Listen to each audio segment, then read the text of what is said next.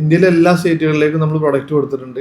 അതിൽ തന്നെ first focus ചെയ്തിരുന്നതൊക്കെ റിസോർട്ടുകളായിരുന്നു. Resort റെസ്റ്റോറൻറ്റുകളൊക്കെ ആയിരുന്നു സപ്പോർട്ട് ചെയ്യുക. നമ്മുടെ നാട്ടിൽ തന്നെ ഈ ലൈറ്റ് ഓണാക്കി കാണുക, ആ വീട്ടിൽ പോയി കാണുമ്പോൾ നമുക്കും അതുപോലെ ഫാമിലിക്കും ബാക്കിയുള്ളവർക്കും ഉണ്ടാകുന്ന സന്തോഷം ഉണ്ടല്ലോ. ഓൺലൈനായിട്ട് പർച്ചേസിങ് കുറച്ചുകൂടി ധൈര്യം വന്ന സമയം എന്ന് പറഞ്ഞത് കോവിഡിന് ശേഷം കാരണം പല സമയത്തും കിട്ടാതിരുന്ന സാധനങ്ങളൊക്കെ ഓൺലൈനാണ് അന്ന് കിട്ടിക്കൊണ്ടിരുന്നത്.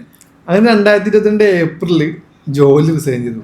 ഹാർഡ് വർക്ക് ചെയ്തേ പറ്റുള്ളൂ, രാവിലെ രാത്രി എന്നൊന്നുമില്ല. കാരണം വെച്ചാൽ രാത്രി എനിക്ക് കൊണ്ട് 12-1 മണി വരെയൊക്കെ ഇരുന്ന് ഞാൻ ഈ ലൈറ്റുകൾ ഉണ്ടാക്കിയിട്ടുള്ള ദിവസങ്ങളുണ്ട്.